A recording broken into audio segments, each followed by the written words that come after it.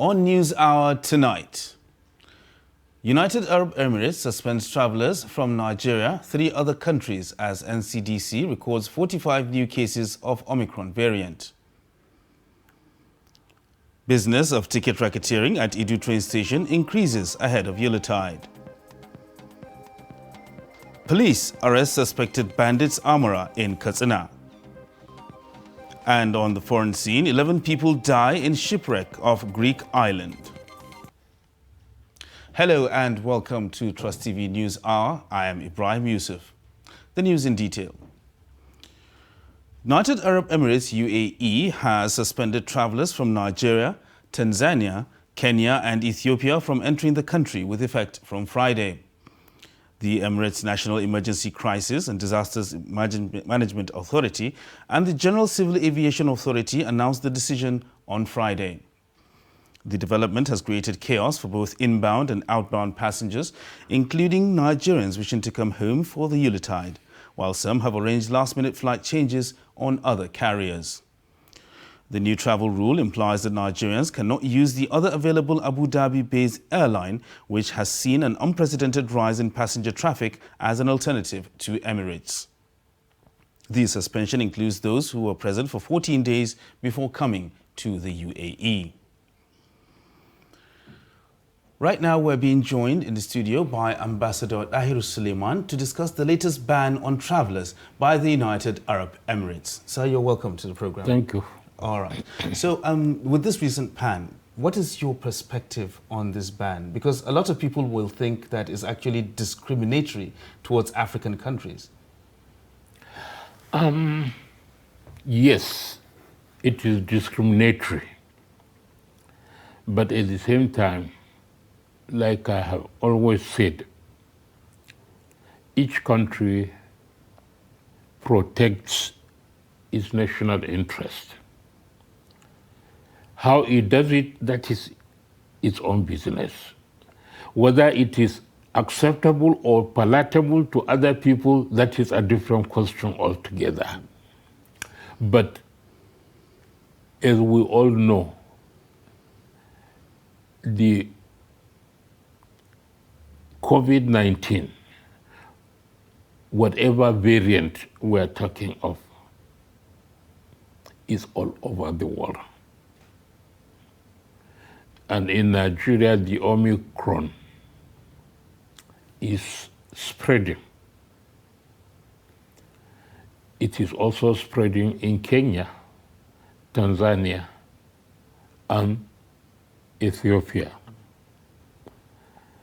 But UAE singled out 3 or 4 African countries, whereas Britain is seeing a huge rise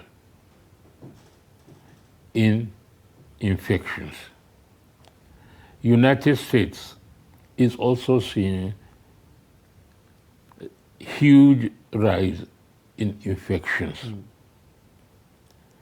The question that you and I from the continent of Africa will ask, why single out only African countries?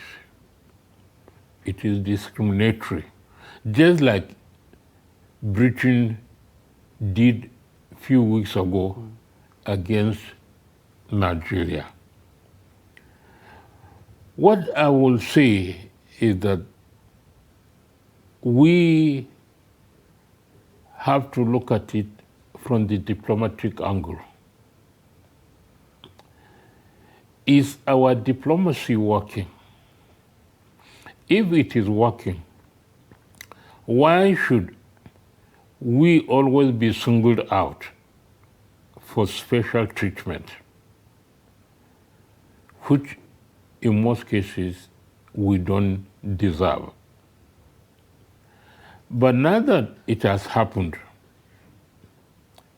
it is a wake-up call for Nigeria. Apart from being a wake-up call, the issues I thought between Nigeria and United Arab Emirates, especially the flight situation has been resolved. Their 21 slots have been restored, just like they have given Air Peace 6 slots. But to me, it's not proper to take cover under Omicron to single out only African countries. Okay, so this recent step now by the UAE, do you think it will actually create another diplomatic row between Nigeria and the UAE? Yes. And if that is the case, what diplomatic steps can Nigeria take? That is why I said we need to engage with the United Arab Emirates. The engagement should not be between the airlines or between the aviation authorities of the two countries, but between the ministries of foreign affairs of the two countries. In diplomacy, we say tit for tat. If you do me what I don't like, I do it to you also. Maybe Nigeria has to take the bull by the horn and ban Emirates flights to Nigeria until when all these issues are resolved. And not only all issues are resolved, there are other bilateral issues that we have to look into, like what has been said a long time ago, that Nigerians are losing their jobs in the UAE. Did they commit any crime? If they did not commit any crime, why are you singling out Nigerians for loss of job? Okay. If they are irritants in our relationship with the United Arab Emirates, it is better for the two countries to sit down and iron out those irritating areas, so that we do not keep on moving forward and backward. This is what seems to be happening. President Buhari just returned from UAE, and we all thought it was a successful visit. Yes. If there were areas of concern for the authorities in the UAE, they could have taken advantage of President Buhari's presence in their country to raise these issues. Actually raise those issues and deal with them. But they didn't. Exactly. Well, speaking of the UAE, we're actually being joined by a Nigerian resident in the UAE. That's Muhammad Kaddam, and we would like to get your take on this recent ban. What has been the reaction of Nigerians there in the UAE to this recent travel ban imposed by the Emirates? Well, actually, it is not a travel ban per se. It is not. Maybe many people are kind of misrepresenting it. It is a restriction that is imposed on countries, not only Nigeria. In this case, there are 4 countries along with Nigeria: Ethiopia, Nigeria, Uganda, and another country that I cannot remember right now. And there are also other countries in Asia and even some countries in Europe. This is in response to the surge of the cases of coronavirus in the country over the past 2 weeks or so. There has been a huge surge in numbers, and it is kind of, they are saying, officials here are saying there are measures to curb that. But in between this issue, there are other issues actually which are being mixed up together. over the past several months, there have been concern among some Nigerians here in this country who are alleging that their visas or work permits are not being renewed. Even though personally I've not seen a case, but I have spoken to a number of people who have confirmed to me that they know some cases where work permits have not been renewed, Nigerian work permits. And I also understand that they reported the issue to the Nigerian embassy. Here in Nigerian embassy, I understand, reached out to the UAE authorities here. And the UAE authorities said there is no any official policy to that effect. And also I understand that even the UAE ambassador in Abuja a few months ago, when some Nigerian visited him in his office, he reiterated that there is no official policy to that effect. But then there is one thing that needs to be understood. In this country, a lot of things, government take a lot of policies without releasing an official advisory or officially to say this is now a policy. You will just see it being implemented, and that is it. Not only related to Nigerians. For example, the issue of stopping the work permit visas for nationalities. It doesn't affect only Nigerians. From time to time, you would understand that particular nationality have been restricted from this time to that time. They are not being given visas, of course, with exceptions of professionals. All these restrictions or things like that don't affect professionals. It affects mostly people who are kind of laborers and, people who are just doing kind of menial jobs and things like that. All right, So Mohammed Kaddam there, thank you it's not very that. much, giving us a perspective on how Nigerians are actually reacting to the current standoff with the UAE. So thank you very much for joining us, and thank you very much for that perspective as well. And of course, right here in the studio, thank you very much, Ambassador Dahiru Suleiman. It was a pleasure having you on this program, and of course, we value your insights. Thank you very much for coming on. All right. So, moving on to other stories now. Weeks after the emergence of the Omicron variant of COVID-19, Nigeria has recorded a spike of new infections daily, according to data gathered by the Nigeria Center for Disease Control, NCDC. The variant appears to be more transmissible than previously existing Delta variant, although a shorter incubation period. A medical expert, however, encourages vaccination and sticking to safety protocols. Trust TV's Aisha Salihu now reports. The Nigeria Center for Disease Control in a recent report said the country recorded over 4,000 new cases of COVID-19 infections in a day. The country is now experiencing a fourth wave of the COVID-19 pandemic with the emergence of the Omicron variant. The center had lamented the disregard of regular hand washing, use of alcohol-based hand sanitizers, proper wearing of face masks, practicing social distancing, and avoiding large gatherings. This very Omicron variant have been discovered that it multiplies 70 times more than the primary virus. Similar symptoms like the previous variants we had.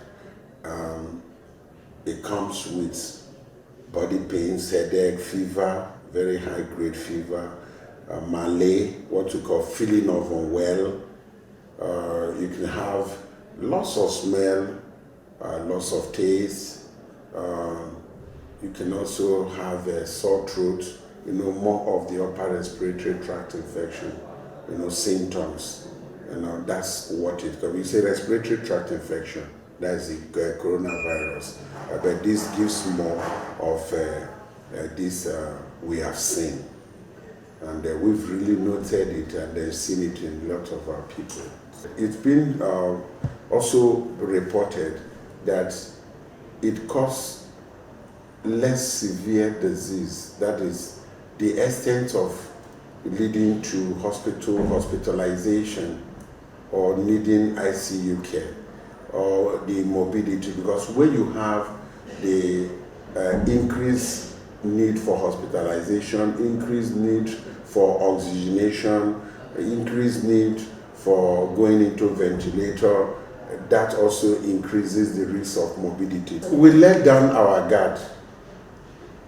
The face masks, because you still need to observe those things, social distancing, using the face mask, hand wash, or using the hand sanitizer where you don't have water. But you will believe with me that all that we've allowed over time to be eroded.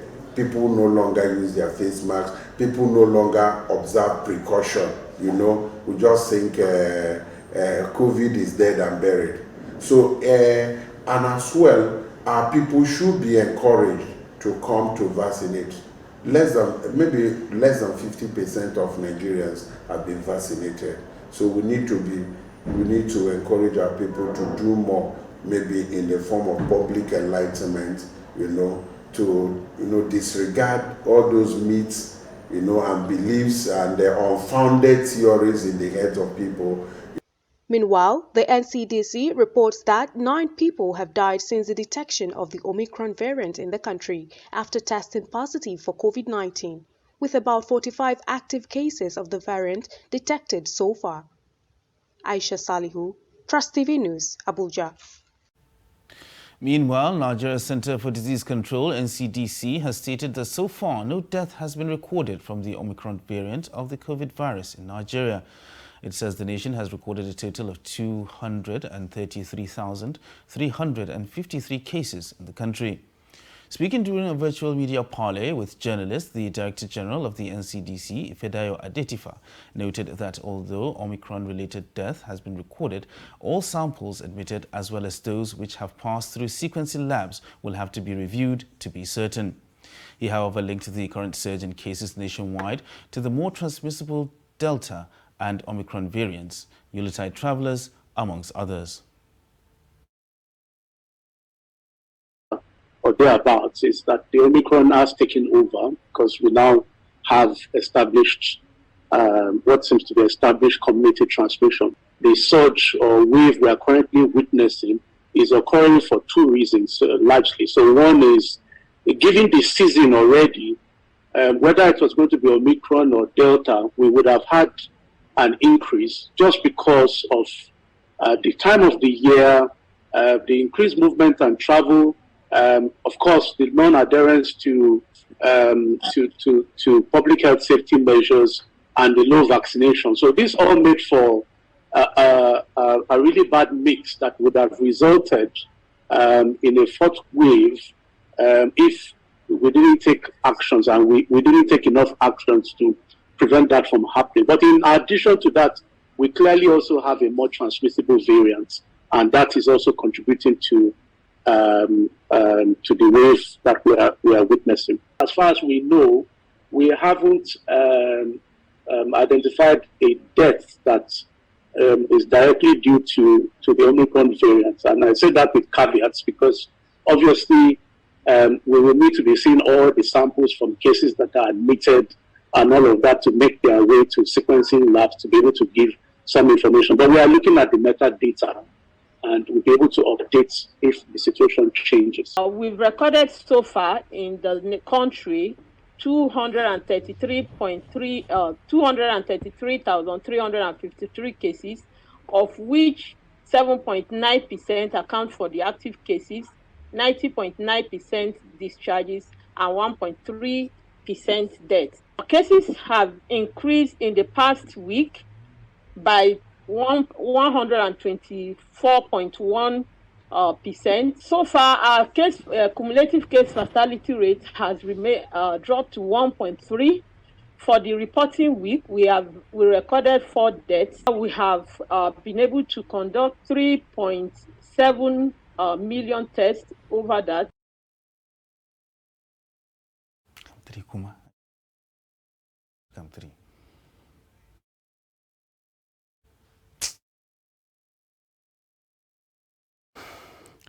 And still on the coronavirus, Nigeria Center for Disease Control, NCDC, says Nigeria has recorded 45 cases of the Omicron variant. The agency confirmed this during a media briefing on Friday. According to the NCDC, while 13,758 sequences has been uploaded on GISAID, a global epidemic database, days later, 3 additional cases were recorded.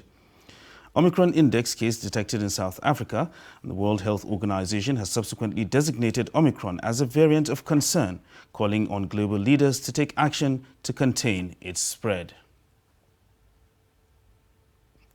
You're watching News Hour on Trust TV. Coming up after the break.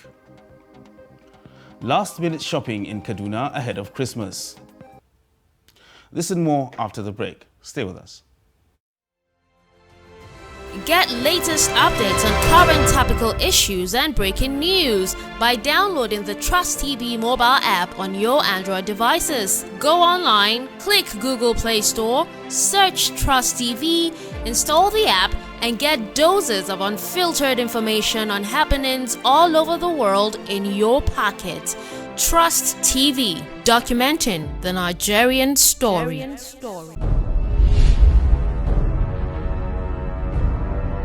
For the first time in its 45 years, Borno State now has a flyover.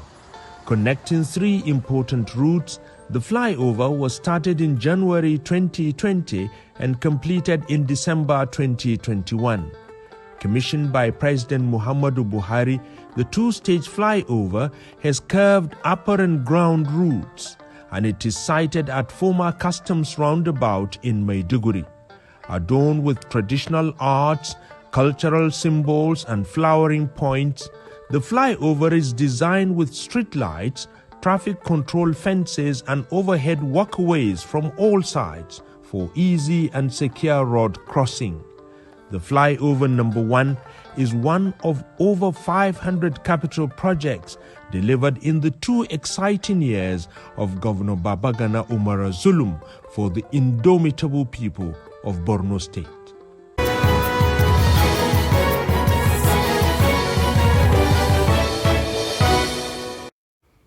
Welcome back. If you're just tuning in, this is News Hour on Trust TV.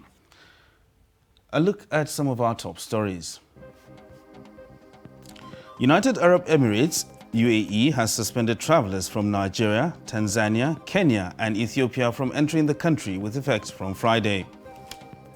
And weeks after the emergence of the Omicron variant of COVID-19, Nigeria has recorded a spike of new infections daily, according to data gathered by the Center for Disease Control. And moving on to other stories now, ticket racketeering at Idu train station is now a booming business for porters on Christmas Eve, despite federal government's declaration of 1-week free train rides on both standard and narrow gauge services. The Yuletide season has provided an opportunity for the porters who once made a living carrying passenger luggage to make more money as demands for tickets during the festivities increase. Darshan Hussaina Usman now reports.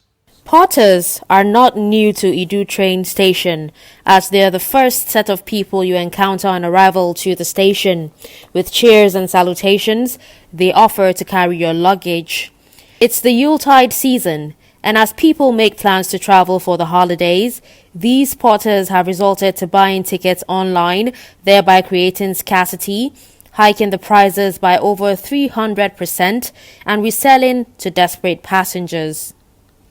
While standing by the entrance of Idu train station, I was approached by a porter, Paul, who said he could help in purchasing tickets for my trip to Kaduna. But did they move tomorrow? Tomorrow na one time. Have it 2 times, sir? No, 2 times. In the morning and the evening. But why they no get? Why you no show for online? They don't open their portal. Before 1 o'clock waiting. As in before they open their portals, they won't know the movement of tomorrow. You know, say public holiday tomorrow. So because I've been waiting since 12. Okay, you are like, okay, you want to book for tomorrow, yes. Not today. I'm still going to wait a little bit. But there's somebody, you said 1 o'clock, 1 p.m. Today, that's when they open the portal for tomorrow. You know, even we go there outside, we never know the time when they go open for. But for today, you get person where they come. You say how they will fit get tickets. There's somebody that wants to travel. How many? 1 person. We go run am for them. You go run am for them? But what you see at the price, and this is one of the issue. Not be 3,000 for economy.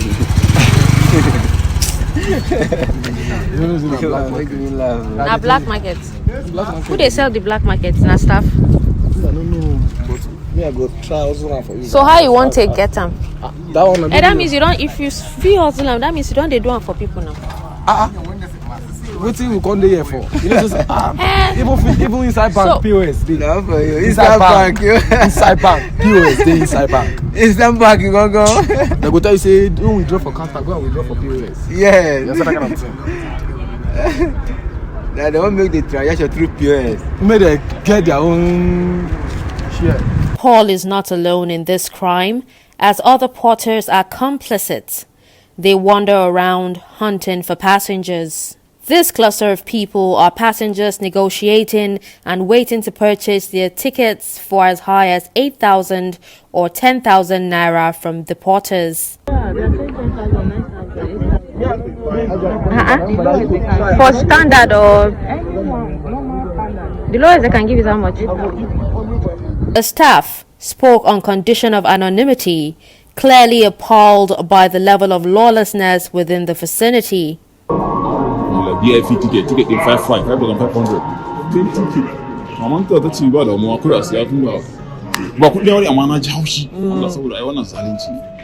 On why these boys are yet to be arrested, the anonymous staff revealed that the police officers tasked with the responsibility are in tandem with them.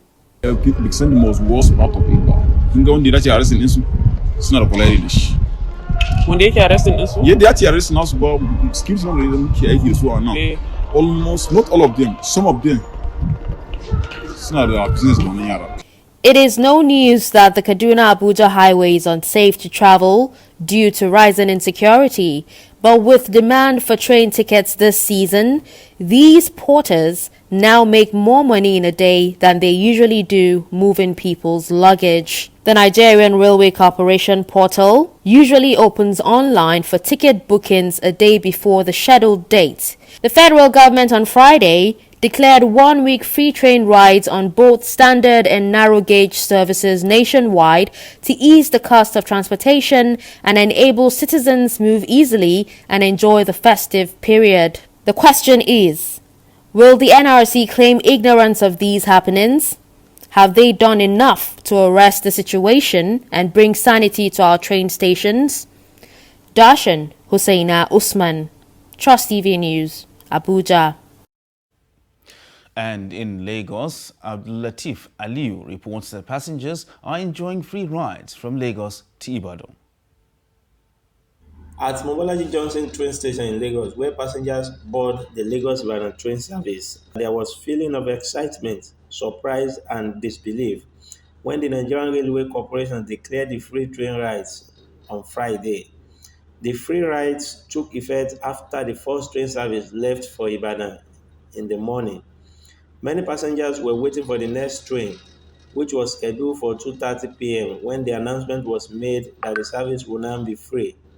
Many could not believe it until the sale of tickets commenced by 12:30 p.m. and it was free for all categories of passengers, including the standard coach passengers and the business class as well as the first class passengers. Our correspondent who was at the train station observed that many passengers were oblivious of the free rides, and some even collected cash from operators of POS at the train station. But to their amazement, tickets were issued to them free as part of the gesture of the federal government to ease the transportation worry of Nigerians during the Christmas and New Year festivities. Many Nigerians expressed joy over the gesture while commending the federal government for the free train rides. Officials of the NRC confirmed that the train services on the Lagos corridor, which includes the Lagos-Ibadan standard gauge service, Lagos-Ogun intercity narrow gauge service, Lagos-Kano weekly express service, will now be free until January 4, 2022. Abdulatif Aliyu reporting for Trust TV. Moving on to security matters now, police in Katsina State have succeeded in apprehending a 45-year-old Sani Mahmuda, otherwise called Shaderi, of Birnin Magaji local government area of Zamfara State, suspected to be an arms supplier to bandits. The suspected gunrunner was apprehended on Batsari Kurfi Road in Katsina State by a combined team of police and vigilante groups. Trust TV's Abdullahi Ahmadi has details. The notorious suspected arms supplier was apprehended with one AK-49 and one AK-47 rifles, magazines and several live ammunitions he bought from one Masaudu Borno and Abdullahi Mudalle in Niger Republic. The AK-49 rifle was purchased at the cost of 1.2 million naira, while the AK-47 cost 800,000 naira only. Arresting the suspect at the Katsina State Police Command, Public Relations Officer SP Gambo Isa told journalists that the notorious arms supplier bought the rifles and the ammunition from some of his collaborators, such as Rabi, Lawal and Hamisu, all of Niger Republic. Based on credible intelligence, DPO Kurfi and team accosted one Sani Mahmuda alias Shadari, male, age 45 years, of Shama village, Birnin Magaji local government area of Zamfara State, a notorious bandit and arms dealer who specializes in supplying weapons to bandits in the forests of Katsina and Zamfara states. The bandit was arrested along Kurfi to Batsari Road while on transit from Katsina State to Zamfara in possession of two AK-47 rifles with two magazines loaded with 42 rounds of 7.62mm ammunition of AK-47 rifle. Sani Mahmuda said he lost his cows and sheep to rustlers some times ago, and that prompted him to join the gang of thieves. But you are suspected to be arms supplier to the bandits.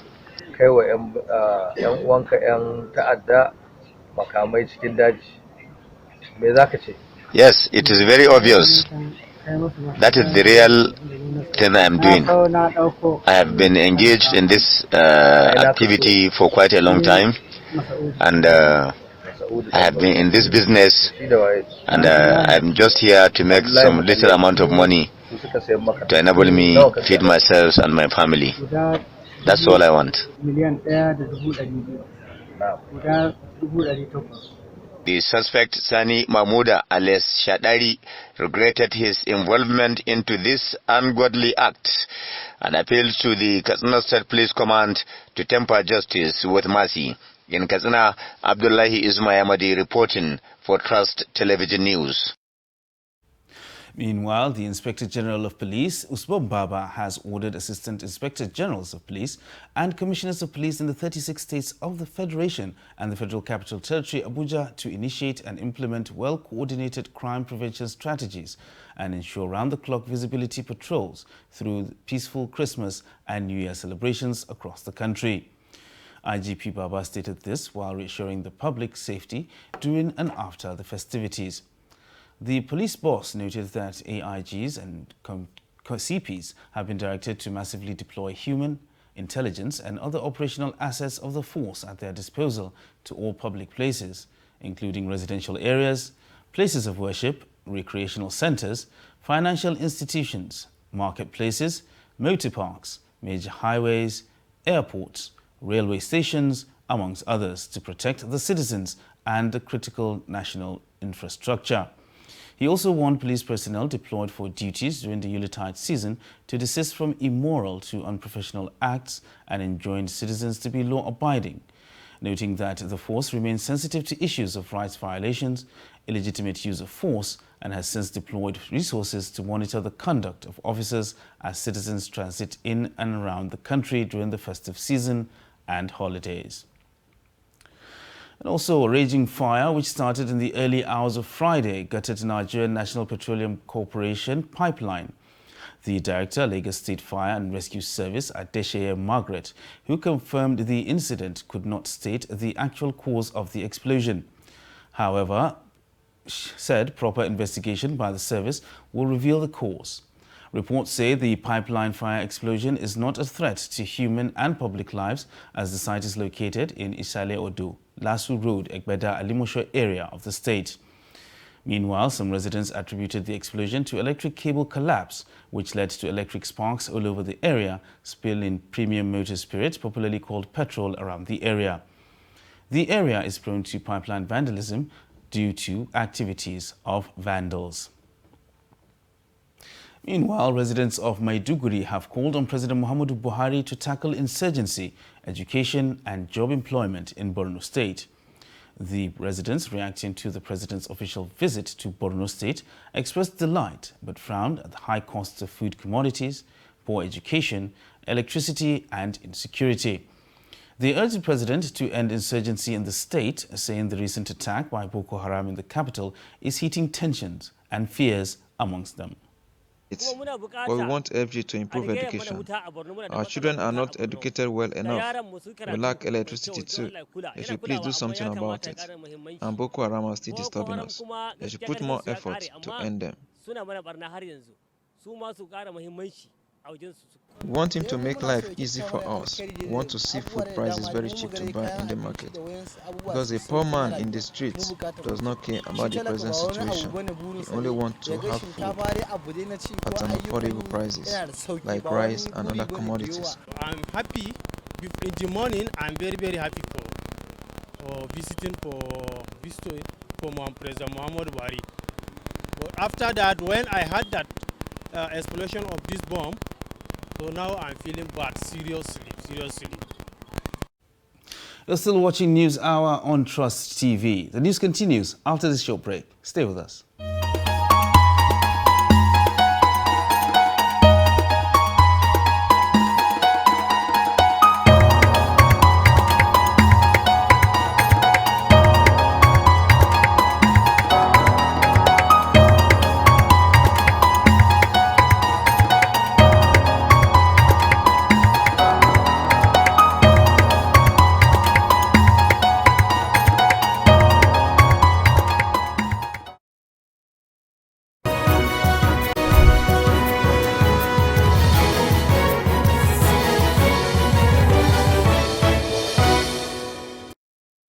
Welcome back.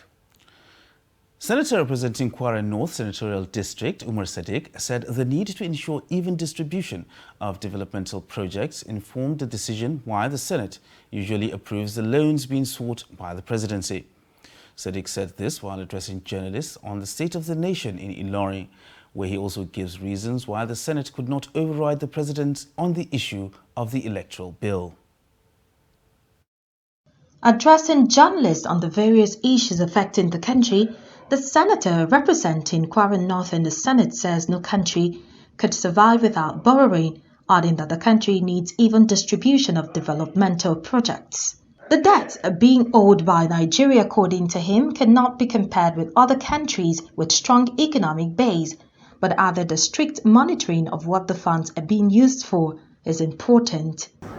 Everybody is worried about the loans we are approving and the loan federal government is taking.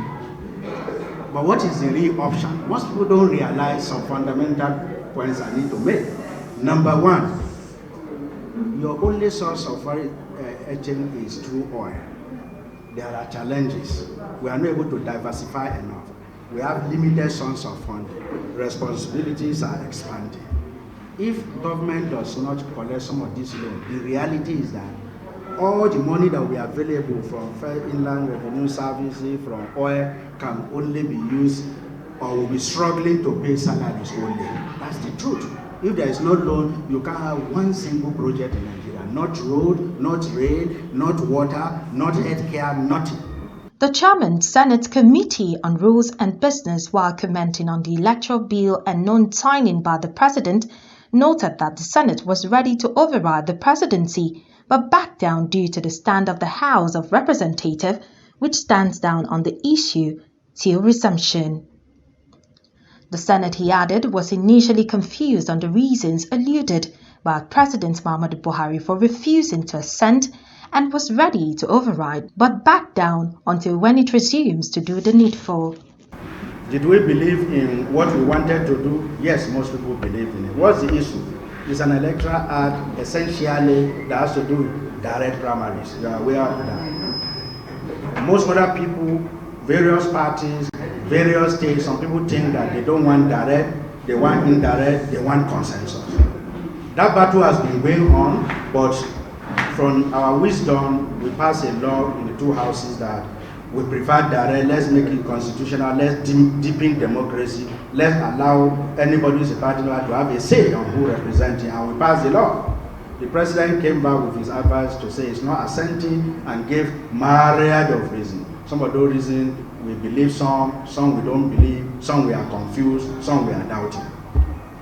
And then for the Senate was ready to override and say, no, we are going with it. We are veterans, we are going to do it. There was a debate, we struggled up and down, but unfortunately for us, while we are struggling to override, the House of Representatives did not address that president's letter. Commenting on the zoning of the governorship ticket to his zone by the People's Democratic Party in Kwara State, the lawmaker says since he is a member of APC, he cannot comment on that.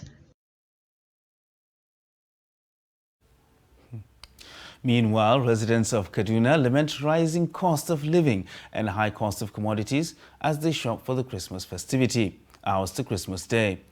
A cross-section of traders and consumers attributed the soaring price to high transportation costs, worsening insecurity on farming communities, exchange rate, among others. Bella Muhammad from Kaduna filed in this report. This year, both traders and consumers are unhappy about the soaring prices, which they attributed to rising cost of energy and logistics, naira exchange rate depreciation, foreign exchange liquidity shortages, the impact of the climate change, and worsening insecurity on farming communities. In an interview with some traders and consumers at the Kaduna Central Market and the busy Sheikh Abubakar Gumi Market, all in Kaduna State, residents lament they are paying almost double the price of commodities, while the traders say they are left with no choice to sustain their businesses, with the buyers say making it difficult to cope with the economy. Where the price hike is not encouraged at all, because the commodity is just shooting up on a daily basis.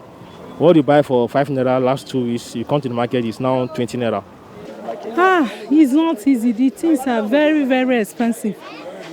Especially when it comes for soup things like tomatoes and other things, it's too expensive. At least when it comes to Christmas like this, tomato used to cheap, but this time it's very expensive times 2. I'm not happy. Buy a rubber pint of tomato, 1,000. Rubber pint of onions, 1,500, 2,000. The price is too high because when I bought last year, I can able to bought 5,000, but now trolley and cheddar were selling us 10,000. Very expensive. The carrot we used to buy maybe 5 pieces for 100 naira. 5 pieces is just 500. It's outrageous. I guess it's because of Xmas period.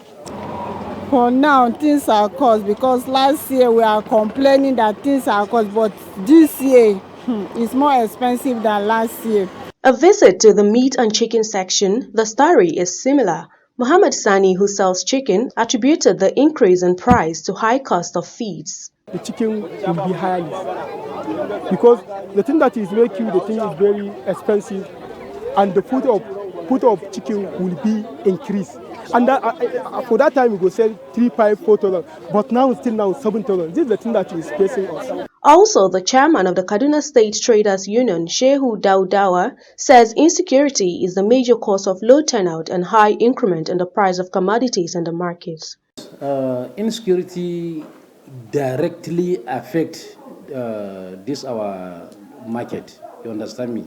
As you have said, many people are coming from far away to Kaduna town, so they cannot be able to be going as usual because they are afraid of these bandits. So this banditry cause a lot of the low turnout of customers. And still in the spirit of Christmas, Abuja is finally settling down to a celebratory mood for Christmas, even as work continues to make demands of many residents. Friday being Christmas Eve and also a work day, Federal Secretariat was near empty. Trust TV has been out to see how the last day of work before Christmas has been. Aliyu Usman reports. In Abuja, and we have come to the Federal Secretariat to try to feel the pulse of civil servants here a few hours to the celebration. And what we have seen so far here indicates that although it is not a public holiday, the traffic here is low, indicating low turnout. We'll go now to speak to some of the people who work and do business around the vicinity here. I think I was in the park some days back, and chunk number of people have traveled. To be frank, people really travel for this Christmas. And, though the tip fare is somehow expensive, but it's very surprising that a lot of people travel. That's why you see many places are empty. Basically, I think it's a little bit different compared to other days. When you are approaching 25th and as well as 24th as well, the street seems to be deserted, but I don't think it's the same this year. And that symbolizes one thing: the economy is not really as friendly as it ought to be. So people, trust me, tomorrow being the Christmas Day celebration, you could probably see people turning out as well. There's a little bit of creativity here. It is wares on demand. As you can see, some of the people here have brought the market right to the offices of some of the civil servants to make it easy for them to make purchases as soon as they close. Yeah, I think they are trying. It's not easy because things are expensive, but they are trying. At least they are making sense. This Christmas, the right to enter family to eat is not easy for us. We can't buy tomato, we can't buy pepper, even chicken. When we they buy 2,000, 2,500, it's 7,000, 10,000, 8,000. Now we they buy now. Nobody can reach anything to eat this Christmas. Things are very, very difficult for everybody. Not bad for a Christmas Eve that is a working day. And from some of the responses we have heard there, it tells a story of resilience, how Nigerians have continued to work on a day like this and may continue to work tomorrow. From the Federal Secretariat here in Abuja, Aliyu Usman, Trust TV News. And in other news, President Muhammadu Buhari has sworn in Muazu Sambo as Minister of State for Works and Housing. Sambo, whose appointment was confirmed by the Senate after screening on Tuesday, December 21st, took the oath of office on Friday. Sambo took the place of former Minister of Power Salim Mamman as Minister representing Taraba State in the Federal Executive Council. Reacting to his swearing in as minister, Muazu promised to live up to the task placed on him by the president and expressed the hope to work hard to satisfy Nigerians. Elated, but at the same time, I feel a heavy sense of responsibility. I pray that God Almighty will give me the strength and wisdom to discharge this trust and confidence that Mr. President has placed on me. So what can you assure the President and Nigerians? I want to assure Mr. President that the confidence he has reposed in me will not be misplaced. I'll assure Nigerians that I shall carry out my duties as Minister of the Government of the Federation in accordance with the oath of office that has just been administered on me, and that I will help Mr. President to propel this country forward. Now let's join Chamun Dabeng for business news.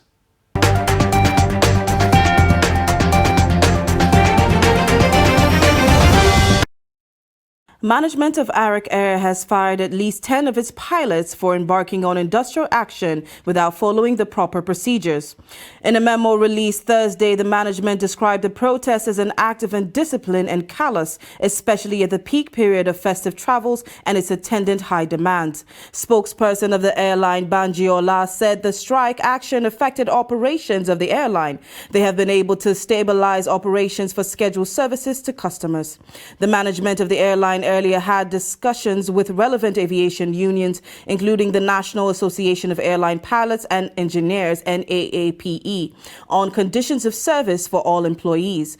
The move led to the signing of a robust condition of service and redundancy benefits for staff. Central Bank of Nigeria, CBN, says over 4.1 million smallholder farmers have benefited from the Apex Bank's intervention project tagged Anchor Borrower Program, ABP, since its inception in 2015.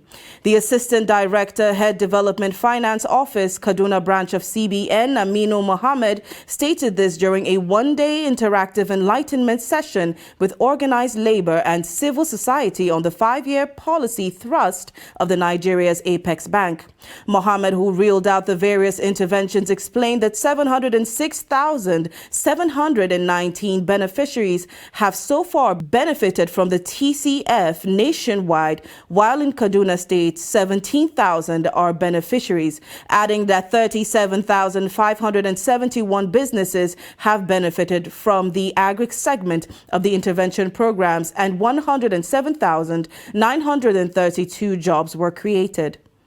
Federal government through the Federal Ministry of Agriculture and Rural Development has supported over 800 hide and skins dealers in Katsina with industrial salt for preservation of their commodity. State coordinator of the ministry, Sule Salisu, stated that Katsina produces the best quality hide and skin in the country, but the quality is usually affected due to lack of tanning factory in the state.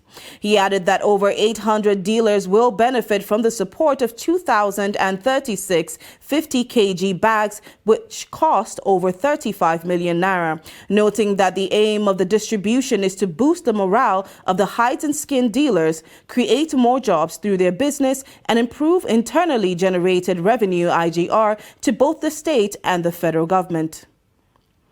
Nigerian National Petroleum Corporation's presentation to the Federation Account Allocation Committee, FAC, for the month of December 2021 shows that the corporation remitted a sum of 10.54 billion naira to the committee in November 2021 from the proceeds of the sales of crude oil and gas in the previous month. The Chief Financial Officer of NNPC, Umar Isa, in a letter explained that the amount spent on subsidy in March would be net off from oil and gas in April, due in May, leaving no balance for FAC. The net revenue remitted to the federal account reduced yet again, this time by 29.1% compared to 14.85 billion naira recorded in the previous month. The amount has continuously declined in the past 3 months, hitting a record low in the review period.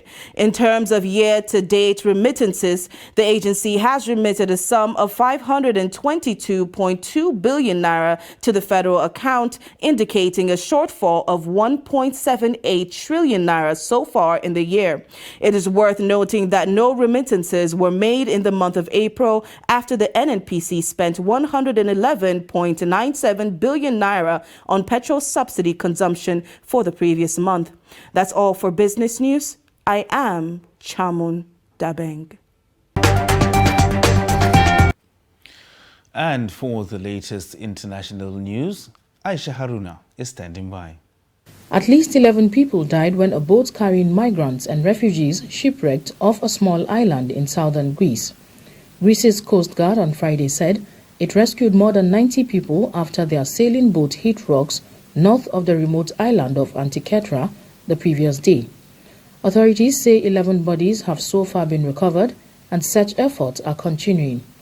Those rescued so far include 27 children, 11 women and 52 men. It is still unclear how many were on the boat before it sank.